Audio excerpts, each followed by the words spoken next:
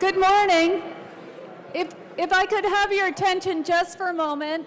Our program's just a few minutes delayed because there's a very important vote on the floor. Oh, and here he is. So we can get started. Yay.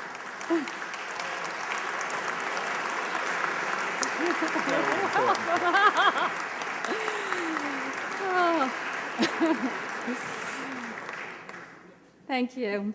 I'm Carrie Kennedy, and welcome to the RFK Human Rights Award. The Robert F. Kennedy Memorial was established after my father's death in 1968 to carry forward his unfinished work. Each year, the memorial presents the Journalism and Book Awards, which are known as the Poor People's Pulitzers, to people who expose issues of social injustice. And to celebrate Robert Kennedy's birthday, November 20th, the Robert F. Kennedy Center for Human Rights presents the RFK Human Rights Award to a champion of justice who stands up to government oppression at grave personal risk in the nonviolent pursuit of human rights. The RFK Center then partners with the laureate and provides advocacy, legal, and programmatic support to help advance the laureate's human rights goals. Speak Truth to Power tells the stories of the human rights defenders, and our outreach and education program is built around these heroes. I'd like to acknowledge some of the people who made today possible. RFK Human Rights Award judges John Shattuck, Sushma Rahman, and Gay McDougall are here with us today. Would you please stand?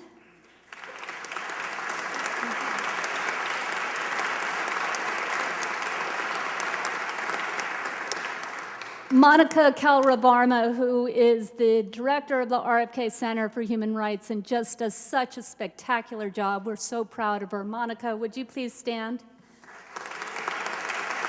There she is.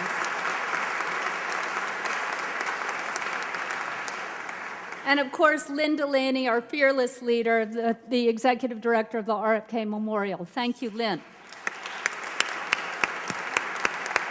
There she is.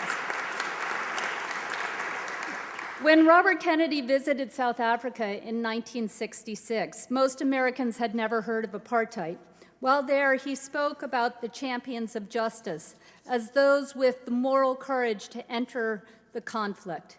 Then, as now, champions of justice are imbued with moral courage. The cause is compelling, the enemy is dangerous and powerful.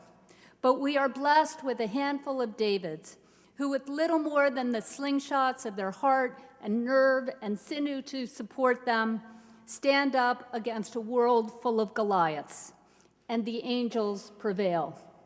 The angels are on the side of Ren Wanding, imprisoned in China for advocating democracy. He was unable to accept the RFK Human Rights Award when we presented it to him in 1994.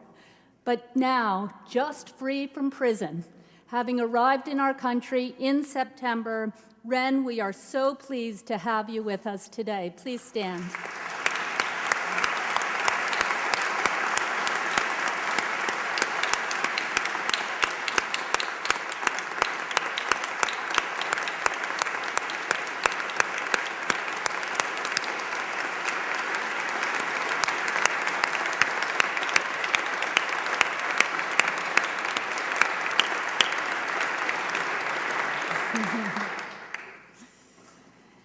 And the angels are on the side of this year's Robert F. Kennedy Human Rights Award laureate, Dr. Mohammed Ahmed Abdallah of Sudan.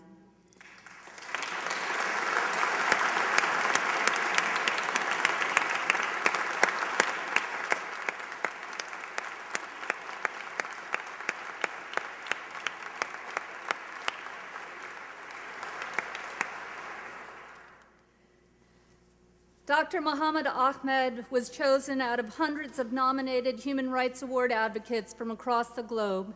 He has dedicated his life to healing a fractured society broken by genocide.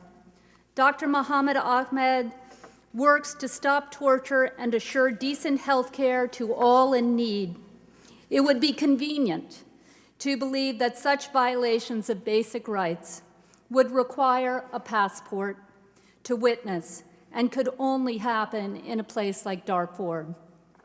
But our next speaker has devoted his life, like you, Dr. Mohammed Ahmed, to assuring people in his country, the United States of America, are able to realize their rights to decent health care, and that torture is never practiced or justified by any department of the government.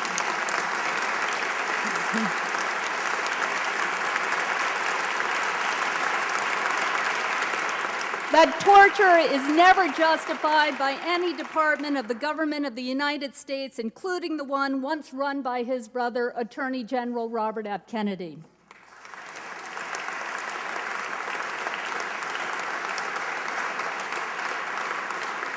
Last July, President Bush issued an executive order which restarted the CIA secret detention and enhanced interrogation program. Within 2 weeks, Senator Kennedy introduced S. 1943, a bill to make the military's interrogation rules binding on the CIA and all other government agencies. Those rules ban waterboarding and other forms of torture and cruelty, and make clear that we should not be doing to anything to prisoners who are in our custody that we wouldn't accept being done to our own people. In the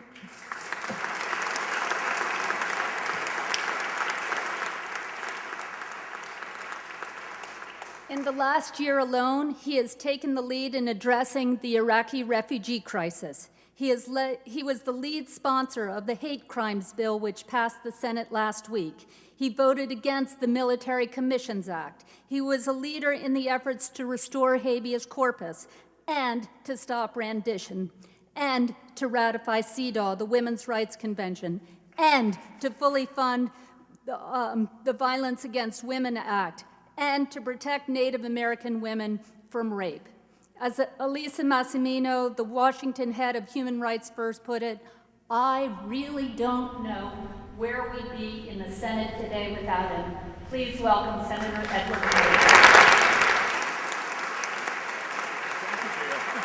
You've got a good research. Thank you very much. Thank you very much, Carrie, for that extremely kind and generous introduction.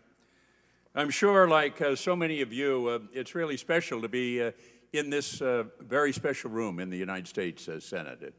In this room where both Robert Kennedy announced for presidency and my brother Jack announced for presidency of the United States is in this room that they had those extraordinary hearings that both President Kennedy and Robert Kennedy were involved in terms of investigations of corruption in the labor movement and so many of the other important hearings. So they believe that this room was enormously important, and I think for all of us, it's always, every time we come in here, we're always stirred by and inspired by those particular memories and by so much else that they did and contributed in terms of our country. I want to thank Carrie so much. She's something else, isn't he? Isn't she something? Let the record show that there was a murmur and a round of applause for Carrie, and well-deservedly so. Tireless supporter of human rights, and thank you, Carrie, for all you do for the Robert Kennedy Center for Human Rights. I know my brother Bobby would be very, very proud of you, and so are all of us in the family. It's an honor to be here with the distinguished members of the Diplomatic Corps, so many friends of Bobby's memorial. My only regret is that our laureate's wife and 8 children are unable to join us here today. We're all very grateful to have Mia Farrow with us today. Her passion and advocacy has called worldwide attention to the massive tragedy and suffering in Darfur. And she's an inspiration to each of us, and she truly shows the power of an individual to make a difference in the world. For nearly a nice round of applause and welcome for Mia Farrow. Thank you so much, Mia.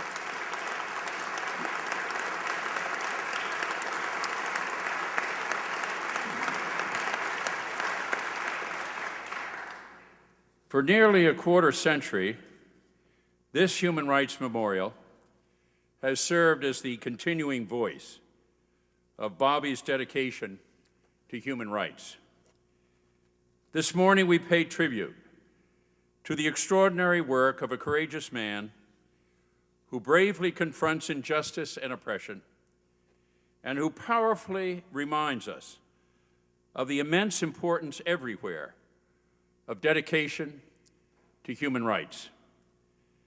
Time and time again, the heroic efforts of such men and women poignantly demonstrate how one person's vision of a better world can truly change the lives of countless others and sometimes change the world itself. It is a great privilege to present this year's award to Dr. Mohammed Abdallah, the medical treatment doctor of OML Center for Treatment and Rehabilitation of Victims of Torture in Sudan. His remarkable work has aided countless innocent victims of horrendous crimes and unspeakable atrocities in Darfur. His extraordinary and unrelenting pursuit of human rights for his fellow citizens has earned him the title of Voice of the People, of his people, throughout the region. As my brother Bobby so eloquently stated, few will have the greatness to bend history itself, but each of us can work to change a small portion of events, and in the total of those acts will be written the history of our generation. Our laureate has earned a prominent place in the history of this generation. Born in a small village in a remote region of West Darfur, he worked hard to obtain an education while spending countless hours farming his family's land. After years of work, he graduated from Khartoum University Medical School in 1976, the first step in realizing his dream of helping others through the practice of medicine. He was the first person in his village to become a physician, and to this day, he continues to lecture and treat village patients at the nearby hospital. Through his work at the center, our laureate quickly found himself on the front lines of the war that is ravaging the people of Darfur. A special focus of the center is on women. Sudanese troops and militia use rape as part of their brutal campaign of genocide. Humiliated and stigmatized, these female victims are often ostracized from their families and their communities and left to fend for themselves. Our laureate and his staff at the center provide basic support and services to help these and other victims recover from the vicious crimes. The center is the only medical facility of its kind in Darfur, offering free medical and legal services to these innocent victims, and it receives hundreds of cases each month. To his enormous credit, our laureate is a mentor to aspiring physicians and healthcare providers in Darfur. He has created a network of like-minded physicians who volunteer their time to provide desperately needed treatment and care across Darfur. No one should underestimate the impact of this good work. Thousands more have been treated because of his dedication and his perseverance. Dr. Mohammed Ahmed's work has become so legendary in Darfur that his home is a haven for the oppressed. On any given day, no less than 100 people gather in the early morning in front of his home seeking treatment. And it's easy to understand why. In Darfur, it used to be that a torture survivor could not access medical treatment unless a special form was obtained from a police station confirming that the victim had been tortured. Doctors were prohibited from providing medical care without the form. Other doctors turned victims away, but our laureate defied the authorities and provided treatment to innocents in need. He and the center pressured the Sudanese government, and the forms are no longer required in Darfur. In addition to providing medical care, our laureate does his best to document the cases of murder and torture and abuse and rape and assault and mutilation. And he and the center have taken a leading role in bringing cases of such violence to court. Needless to say, his work is at great personal risk. He is monitored closely by the government of Sudan, Authorities publicly criticize him and the work of his center. He and his colleagues are frequently summoned for questioning. Last year, the police raided a public meeting of local leaders, sowing fear and terror in those who dare to listen to our laureate speak about the right of Darfur's people to live in peace. Sudanese authorities obviously fear the impact of his work in defending the rights of the people of Darfur. Dr. Mohammed Ahmed refuses to be intimidated. He refuses to surrender his ideals and his goal of a better life for his fellow citizens. He continues to be a deeply committed person of peace. He was a delegate to the negotiations which led to a peace agreement between his tribe and 32 Arab tribes in Darfur in 1989. He participated in discussions in 2003 between all major Arab and non-Arab leaders on the crisis of Darfur, and he has met with government ministers, military officials, and security officials to discuss peace proposals. 41 years ago, in another part of Africa, at a different time in history, Bobby traveled to South Africa. His famous speech at the University of Cape Town that year reflected his deep conviction that human rights are fundamental to every citizen everywhere on earth, and his work still speaks to us across the years. As he told the thousands who defied the forces of the government to hear him speak, it is from numberless, diverse acts of courage and belief that human history is shaped. Each time a man stands up for an ideal or acts to improve the lots of others, or strikes out against injustice, he sends forth a tiny ripple of hope, and crossing each other from a million different centers of energy and daring, these ripples build a current which can sweep down the mightiest walls of oppression and resistance. Through his own heroic acts of humanity, Dr. Mohammed has single-handedly created thousands of ripples of hope for the innocent victims of the horrific genocide in Darfur. His work is a call to our own collective conscience to do more to reach an enduring peace for Darfur that is true to the fundamental principles of human rights. The genocide taking place is a shameful stain on all humanity. The systematic use of torture, rape, and kidnapping, and mutilation and massacre haunts our planet. We as a nation have a moral obligation to work with the international community to end the unbearable anguish of the people of Darfur. Hundreds of thousands of men, women, and children have been killed. 250,000 people are now refugees from Darfur. Over 2 million others have been driven from their homes by the vicious ethnic hatred. Surely we and the international community can take more effective steps to halt this massive tragedy. As Dr. Mohammed has said, we have to be one community and we have to stand against this together. Urgent action is needed now.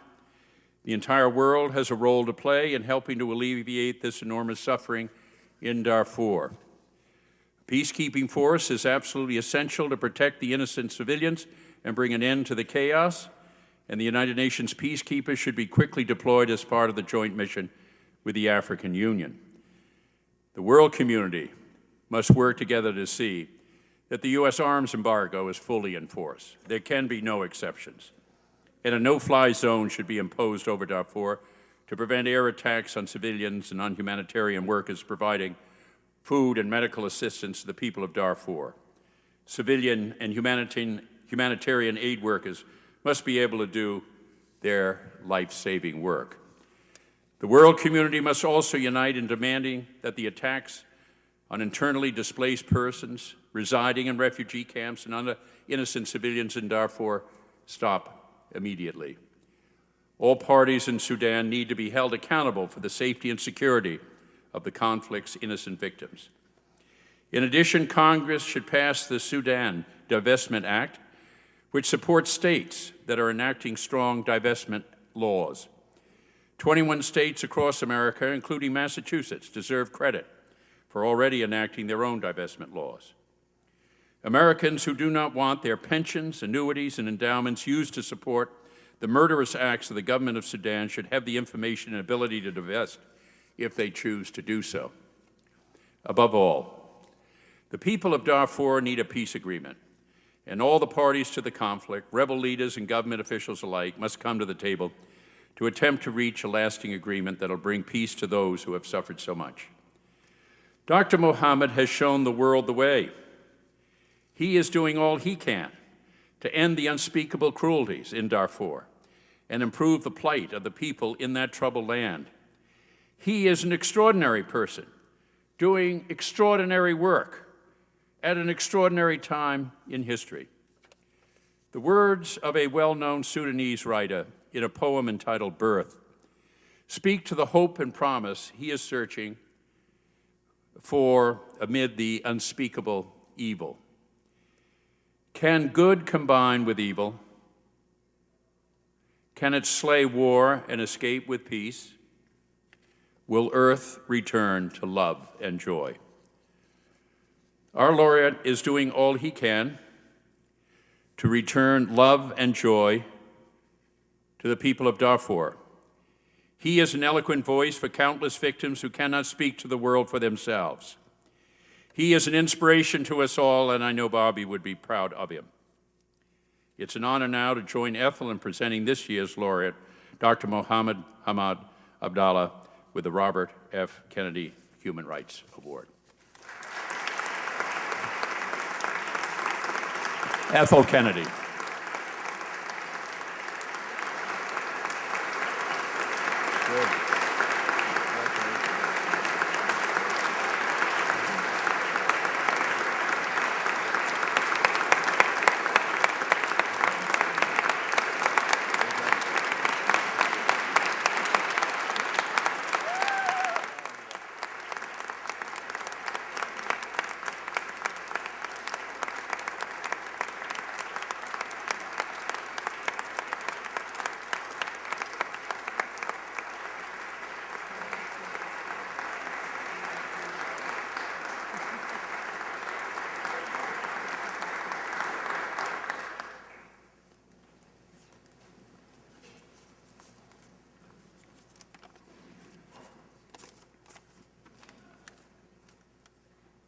Assalamu alaikum. Peace be upon you all. It's an honor to be today in front of you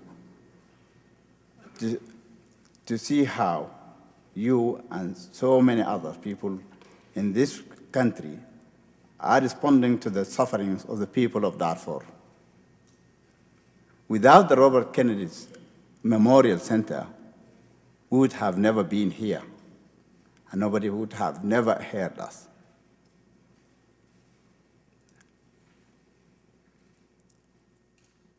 It was Robert Kennedy who changed the human rights condition in the United States of America.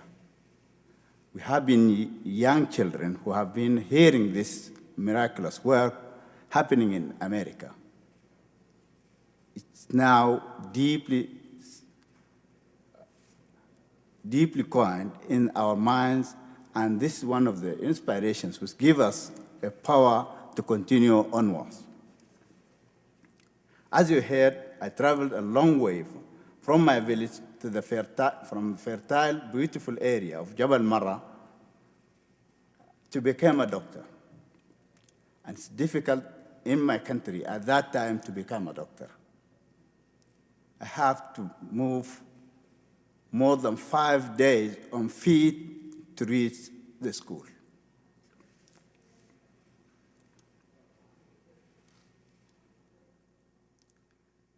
I never thought I would be standing here in the United States Senate room. I come here today not just as an individual Robert Kennedy's Memorial Center Award winner, but also as a citizen from Darfur, carrying the agonies, the feelings, the memories, the depressions, and the optimism to the coming future.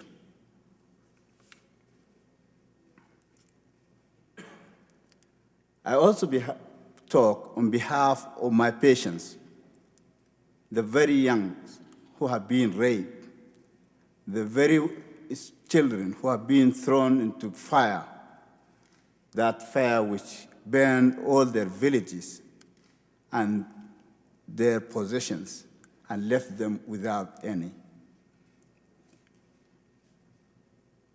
I speak on behalf of thousands, millions of refugees, many who are inside Sudan in more than 100 IDP displaced refugee camps, and many who are in the refugee camps in Chad and Central Africa. The best thing is to start with the situation in Darfur. I think the situation in Darfur was deteriorating so rapidly from the beginning of the peace agreement, which was signed in Abuja, till now. The situation on the ground now is really deteriorating. Concerning the clinical side, we are now seeing a lot of cases of infectious disease, which we haven't seen them long ago, like polio, like tuberculosis, like measles. These are really controllable disease, but due to absence of services, we are now encountering them. It's very pity to say that. The humanitarian organizations are obliged to stop their work. Most of these organizations have halted their actions, and some of them have been evacuating Darfur for the last 1.5 years. Not only this, even international personnel have been expelled from Darfur. They are expelled because they just voice the thing the government doesn't want to hear. The humanitarian organization supplies more than 90% of the facilities to these 3 million populations in different IDP camps.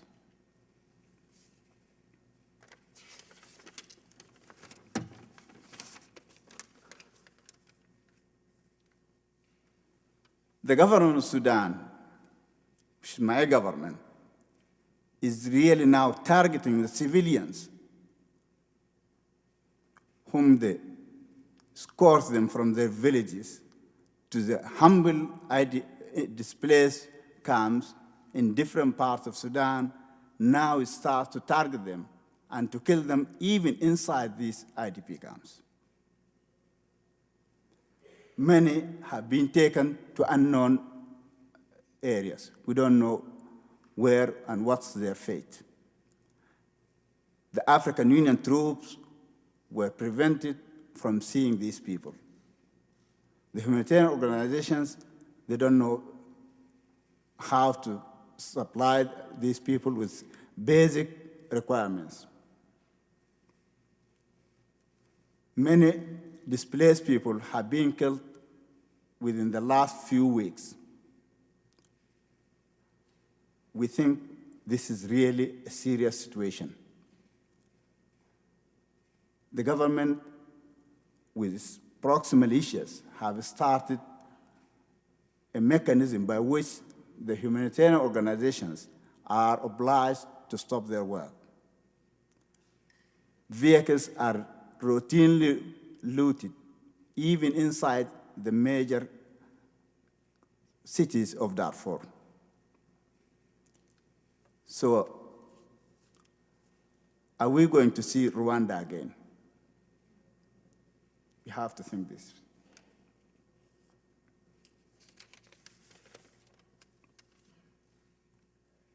In Ahmed Center, where we have been obliged to start this work because many patients, many survivors of torture who have been compelled to go to the displaced camps, they have nothing. All their properties were looted. Their huts were burned. their beloved were killed, and the males are targeted, and they are either arrested or killed. Females are systematically targeted, and rape was used as a systematic type of war, and these people have now shame with different consequences of rape in their villages. People of Darfur are Muslims. They think whoever do this crime is really sinister. We found a lot of difficulties how to start Amal Center. And Amal means a hope, a center which gives hope to others. Hope for just to be a normal citizen with his human rights. We think the start was difficult, yes, but we start as a medical team, psychosocial team, and a legal team. The medical team provides all medical treatment to different types of survivors of torture. We formulate a medical network with different specializations, with sites for supplying drugs, investigations, follow-up, and this helped many. We have the other branch, the psychosocial department, which really entitled to look after most cases of survivors of rape, and rape was really difficult. I can't remember many of these university students who have been raped in front of their relatives, and they had a problem. They became retroverted, and we have to find a solution for their problem. Thank God, we have been able at least to make them normal citizens and to make the community accept them. We can't forget many, an old man who had sustained a gunshot and almost lost his hand. When we just tried to supply him with medical treatment, we found there is no feasibility in Niala. So we referred him to Khartoum. We did all the things for him. And when we are getting him to the airport, he started to cry. A man of more than 60, to cry in Darfur is really a difficult thing. So we asked, "Uncle, what's the problem with you?" He said, "I never thought I can find any service anywhere, and I saw that there is no human beings in Darfur."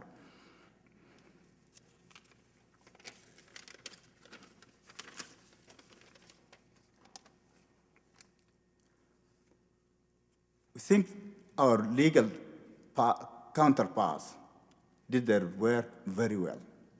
They have a medical network, a legal network composed of more than 14 lawyers looking after the rights of survivors of torture, those who have been imprisoned without guilt, those who have been detained, many who have been accused. They have to find a solution for all these people. And that's what the center did.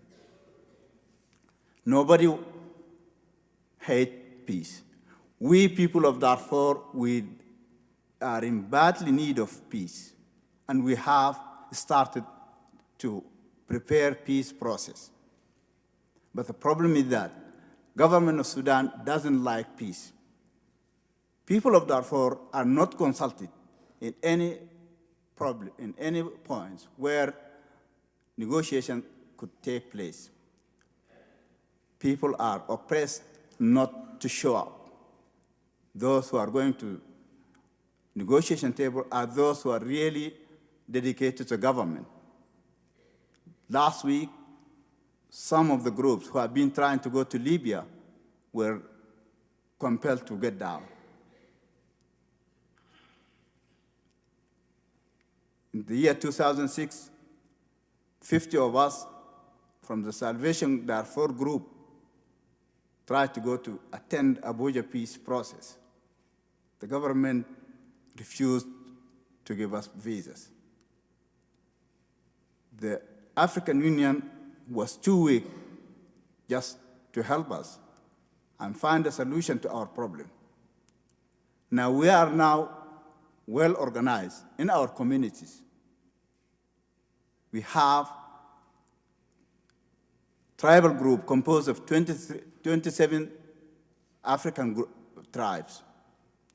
We have representatives of internally displaced people. We have some rebel factions who have been discussing with us the problem seriously. We have the professionals.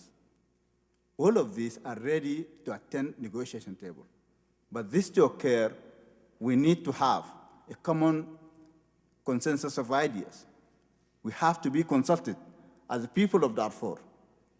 We have to find a proper representation.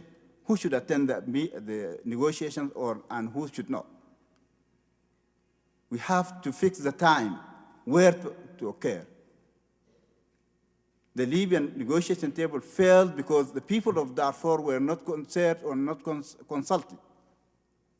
And Libya is deeply involved in the problem of Darfur. So people can't go there. We think there are many different African countries who are readily acceptable to all parts. Our brothers in South Africa, our brothers in Kenya, our brothers in Ghana, we appreciate the work African countries are doing, but maybe the problem of our government. Our government is putting obstacles to whoever wants to reach peace process. After peace, which is very easy, if international community, all the partners, help to enlarge and to deploy a mandated, powerful, equipped power in Darfur under United Nations resolution to protect civilians. This is really a mandatory for us. Priority number one is the protection of civilians. Without this, nobody can trust whatever can occur. We need the international community to take its role. It's really crucial for us. Now people are now starved. People are suffering from diseases. No humanitarian services are now supplied to these people. I think this is a critical moment. We need the people of the United States to stand and support us. We need the people of Africa. We need the people of Asia just to put aside their interests and look what happens to people of Darfur.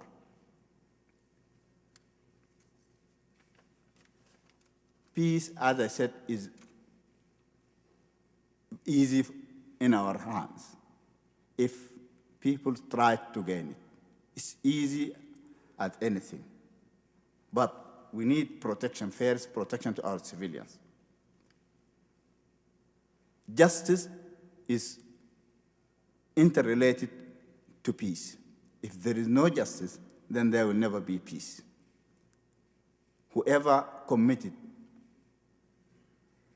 severe crimes against humanity or war crimes should be handed to International Criminal Court to be fairly tried. This is very vital. Those who did small crimes, there are national tribunals. And we have a good experience as Darfurian in the conflicts, intertribal conflicts. We know how to deal with these. There is what's known money for blood. Intertribal, there is regulations in the tribes. Whoever did or killed somebody from one tribe, then he will pay cows, or he can pay camels, or he can pay money. And this is a very simple way of achieving reconciliation in our community. Nobody's going to kick other from their hakuras.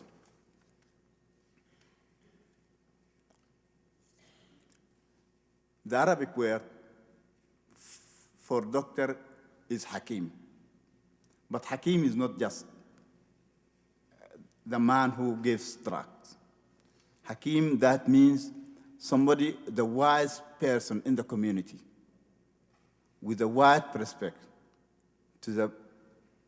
And the wise man is the one who protects his community and not just entitled with treatment. Robert Kennedy was the Hakim of the United States. The legacy of Robert Kennedy brought us here. It was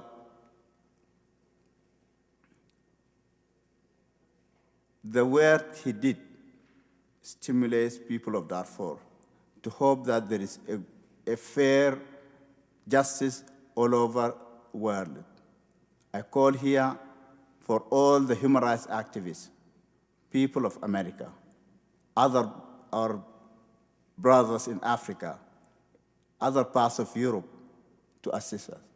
This is a very critical part. Either protect people of Darfur or you will see Rwanda again. And nobody wants to see Rwanda again. Thank you very much.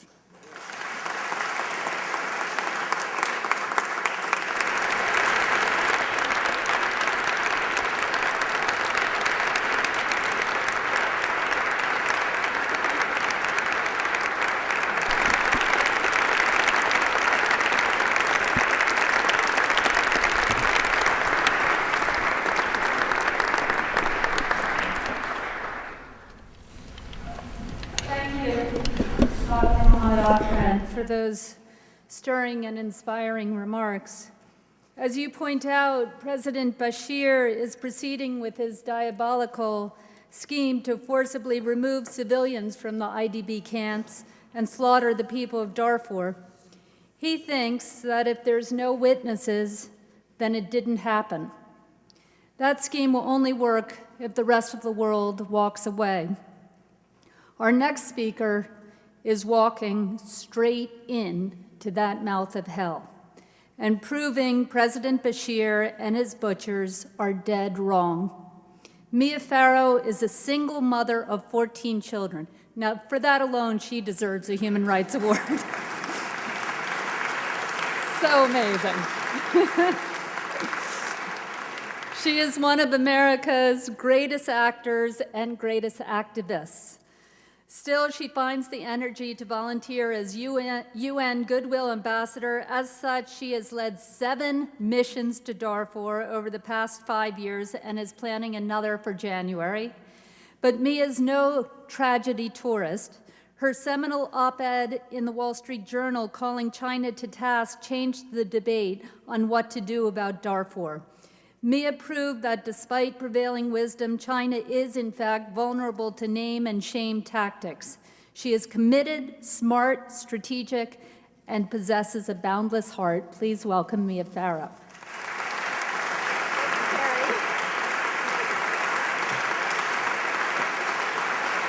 Thank you very much. I wonder if I could ask for Colleen to bring the computer up here.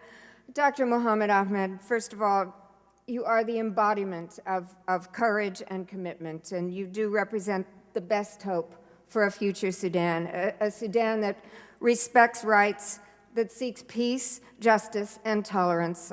My deepest respect and gratitude to you, Dr. Mohammed.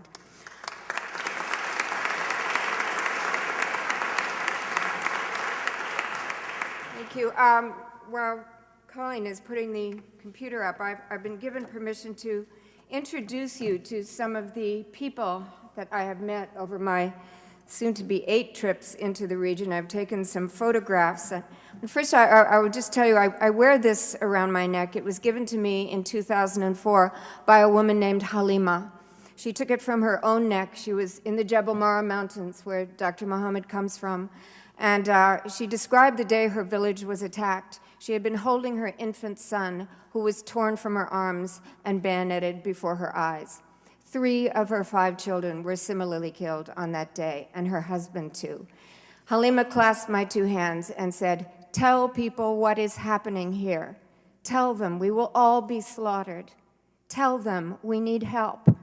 That was in 2004. Incomprehensibly, almost 5 years have passed since the government of Sudan and its proxy militia, the Janjaweed, launched their campaign of destruction upon the non-Arab population of Darfur. Only the perpetrators dispute that hundreds of thousands of innocent men, women, and children have died. I am going to start the PowerPoint, technically a little challenge with Colleen's help here.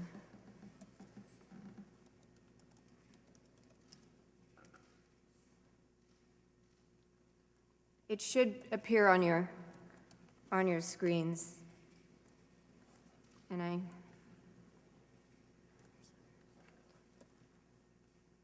through the images, I hope to convey some measure of the suffering the people of Darfur are enduring at this moment. Almost 5 years of this suffering is 5 years too long.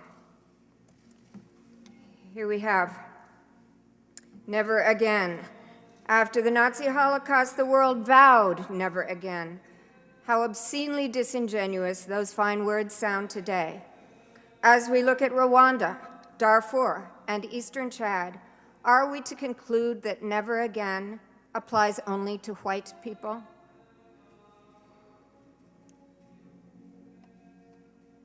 Oh, this is a map of Sudan, and the darkened region there on the left is the Darfur region. Note the porous borders between Sudan there and Eastern Chad and Central African Republic.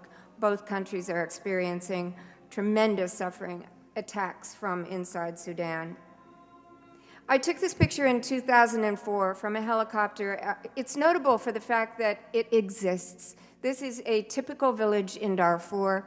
You see the fruit trees, the walled gardens, and despite the arid land, people have sustained themselves through centuries of farming. There would be animals in the walls. This is the same village in 2006. Now, 80 to 90% of Darfur's villages are ashes. There in the village of Tamajor, I met Mr. Joseph Omar going through the still smoldering ashes of his village, trying to salvage anything. 2.5 million people have been driven into camps such as these. This is Kalma Camp. Just weeks ago, the government of Sudan attacked Kalma Camp, population 90,000, using mortar and machine gun. 2 days ago, Kalma was attacked again in the 22nd attack on the internally displaced people of Kalma Camp. Apparently, the camp is now surrounded. Humanitarians have been driven out. We don't know what's happening to the residents of Kalma today. The interior of the camp, this is Orikasoni. Over the years, the passage of time, the relentless sun, the beating of the wind and sand, the sheeting given out by UNHCR is now torn to tatters.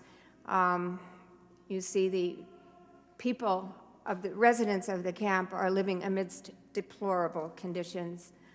The wood gathering, many of you here know about. The women go out to gather wood because wood has become the kind of currency in the camps. The women must cook the sorghum, which requires some 2 hours cooking on an open stove. To gather the wood, the women risk murder, rape, mutilations. I took this in 2004, an older woman, when there were still animals. There were far fewer in 2006. I saw a lot of carcasses of animals. Behind the woman in the sky, you can see that is an attack helicopter crossing the skies of Darfur. the mutilations the women endured. You know, sometimes I just simply couldn't lift my camera. Women showed me tendons sliced and how they had to hobble now. A woman here, Hawa, her name was, endured a rape by 30 to 40 men. And this woman, a 27-year-old woman, crossed the desert. Soraya Adam walked for 22 days to reach a refugee camp in eastern Chad. 2 of her 5 children died on the journey. Her husband was killed during the attacks. The stories of those who survived the attacks are numbingly similar. Without warning, Antonov bombers and attack helicopters fill the morning skies, always the mornings, raining bombs upon homes and families as they sleep, as they pray, as they cook, as they tend their fields. In terror, people try to gather this is actually a child drew this in front of me, a pregnant woman. I can see the fetus in her belly. In terror, women try to gather their children and they flee in all directions. This woman was shot in the back as she ran, carrying her infant son on her back, and the bullet passed through the child, killing him. Here we see a child's drawing depicting an actual rape. Then the Janjaweed come on camels and on horseback, and more recently in vehicles. They come shouting racial epithets and shooting. They shoot the children as they run. They shoot the elderly. This child protected her baby sister by covering her with her own body when their village was attacked on the day their parents died. She was very proud and fierce, telling me that no further harm would come to her baby sister. But the child, the little one, has not uttered a single sound since the attack upon their village. Again, people running, people hiding, people dispersing in all directions. This is a rebel group, SLA Mini Manawi, who had, in last June when I took this, joined the Janjaweed and the government of Sudan in committing the same kinds of atrocities against the people. This is apparently a rare picture. It is a Janjaweed returning from an attack. Janjaweed in stolen vehicles. Children running in terror. I came upon a village burning and children running from that village on the border in eastern Chad. And in the tiny border town of Gazbeta, 3 men lay side by side, their eyes gouged out by Janjaweed knives. This child did not survive. He had stood to protect his village with his bow and arrow. He stood with his elders. He was shot in the chest with a machine gun. He did not survive. The youngest victims, the MSF report, the recent Doctors Without Border report, says that 20% of the children in eastern Chad are suffering from acute malnutrition. This is what acute malnutrition looks like. Grief. This woman had lost everything. I found her seated under a tree. I took some water samples, my own water, and filled an empty bottle with the water the children were drinking along the border with eastern Chad, along the Darfur border. The children, no food, 9 days. I think they speak more eloquently than I could. People running, gather what they can on their backs. They can't find the camps. Sometimes they die without ever finding the camps. Sometimes aid workers find them and bring them to camps. You see this group, primarily women and children. They don't even have mats. This was last November in eastern Chad when 60 villages were attacked by incursions, Janjaweed from Darfur across the border. A child, all her village was destroyed. Her parents were killed. A dying child. Child of hope. If ever I feel dispirited, she's my screensaver and maybe my soul saver.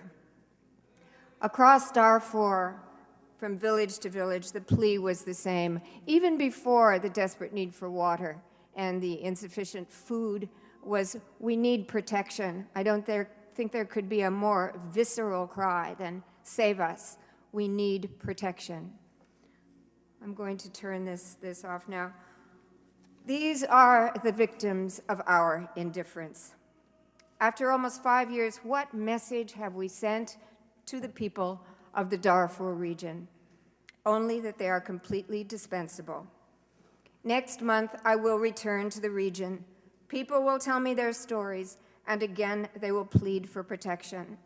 I will listen. I will write down every word. Again, I will hold broken women in my arms, and again, I will promise I will indeed tell the world what is happening to them. I will take more photographs, and then somehow I will leave them there in their hell and return to an indifferent world. What is required now, and for future genocides, is the will of the international community to accept its responsibility to protect those civilians threatened by genocide, ethnic cleansing, or crimes against humanity.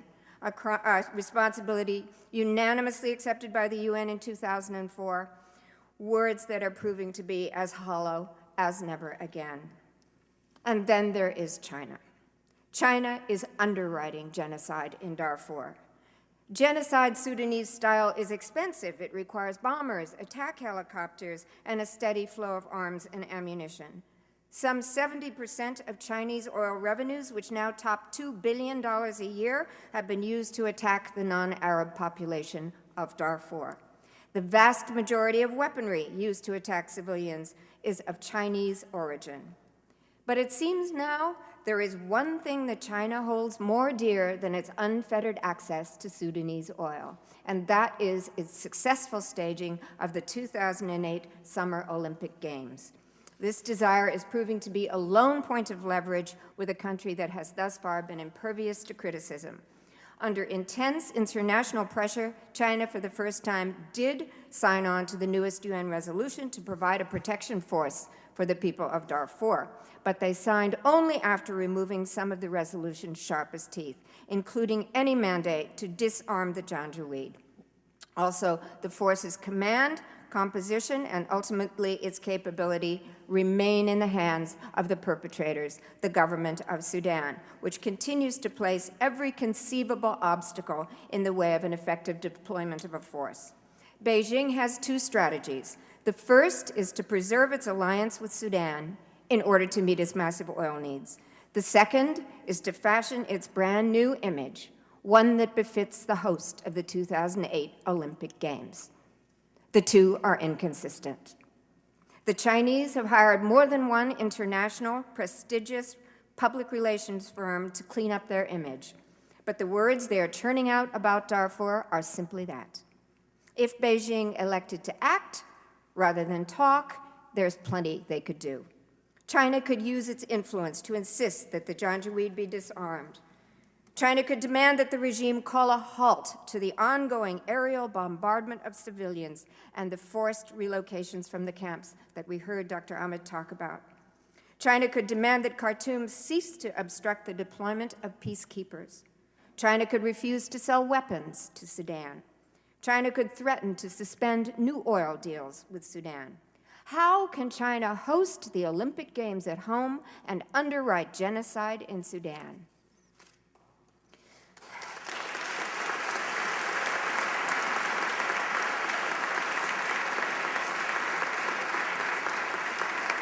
And what of the rest of the international community? The United States must commit a full-time, fully capable envoy to foster a peace process in Darfur, not the part-time person we have now. But we cannot allow the people of Darfur to die while negotiations proceed or fail to. The success or failure of the new hybrid force hinges entirely on the funding of powerful nations, especially the United States. I would urge U.S. leadership to make this a priority. As it stands, the force is insufficiently funded and equipped. Last week, the current commander stated the minimum, not the ideal, but the minimum number of helicopters needed is 24, and I quote, "As of today, there is no country in the world that has volunteered to give us that. 0. 2 days ago, the Undersecretary for Peacekeeping expressed concern that the UN peacekeeping mission will fail because of the refusal of the Sudanese government to approve non-African units and because of a lack of offers from member states for ground transportation and aviation. He said, there is an immense tragedy that has unfolded in Darfur. This is Jean-Marie Gahena, of course. Now it is up to countries that care about Darfur to make the commitment that will make the difference. We look at Rwanda, and we can only despair at our abysmal failure to act. When the history of this terrible episode in human destruction is written, will we have any less reason to despair? Our country, the United Nations, and all the nations of the world have failed the people of Rwanda, and we are failing the people of Darfur. Collectively and individually, we have failed them, even as we fail our most essential selves. As Elie Wiesel wrote in amazement, the victims of the Holocaust perished not only because of the killers, but also because of the apathy of the bystanders. What astonished us after the torment, after the tempest, was not that so many killers killed so many victims, but that so few cared about us at all. This is a seminal moment for each of us. Thank you very much.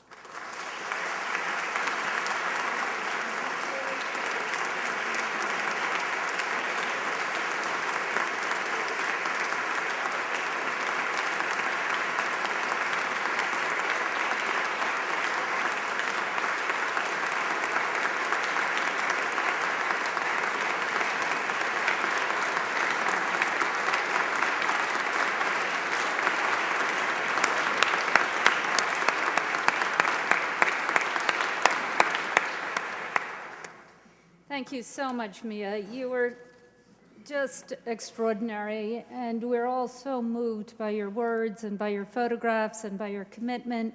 And I just want to share with the group here that I heard Mia speak last week in New York, or maybe 2 weeks ago, and I asked her if she would come today, and she said, I can't possibly come because I'm on my way to Darfur on the 16th. So she changed her plans in order to be here, and we are just so, so deeply grateful.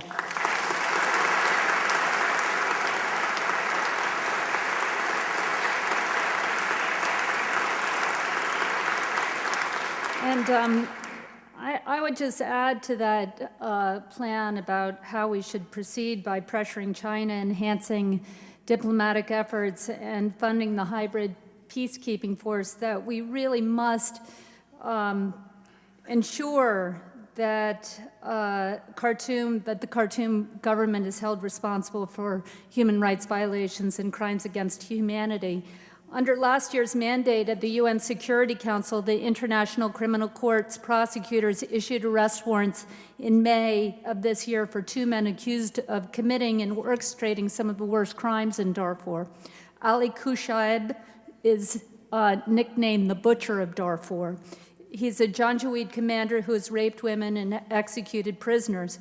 His partner in crime is Ahmed Haroun, a felon who recruited, armed, incited, and trained Janjaweed militiamen to attack towns and villages in Darfur, much like we've seen in Mia's incredible photographs.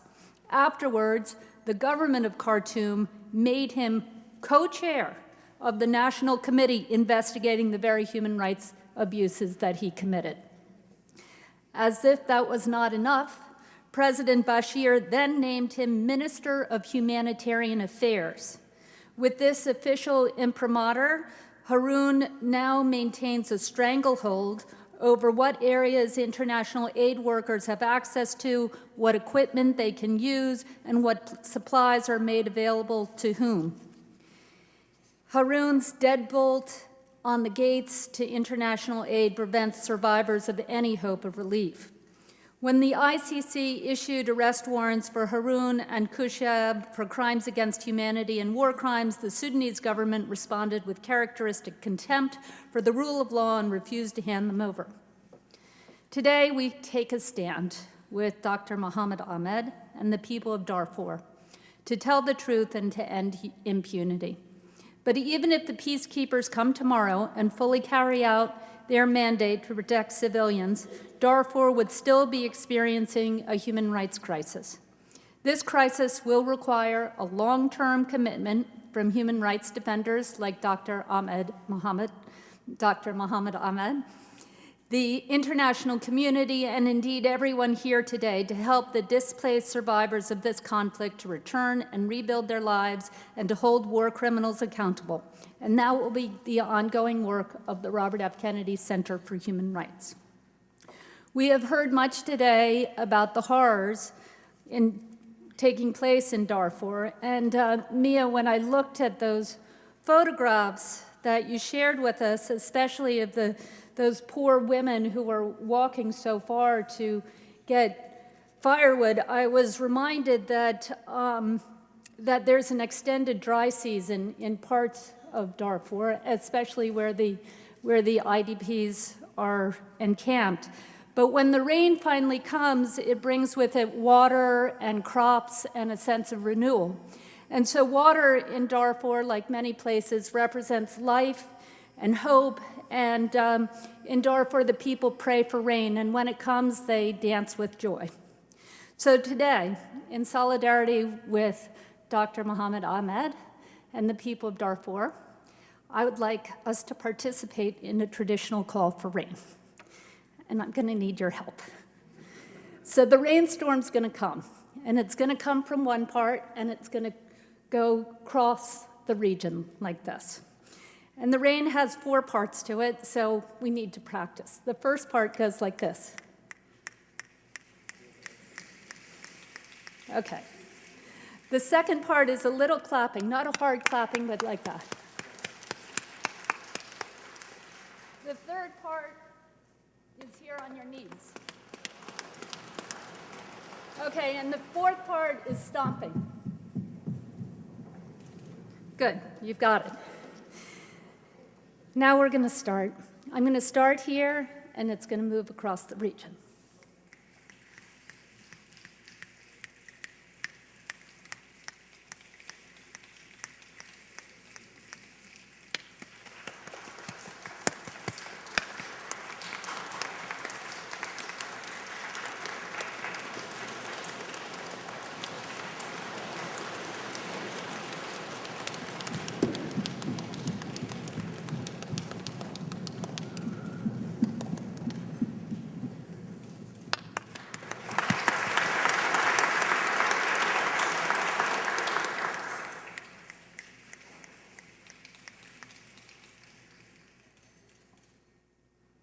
Thank you. So today,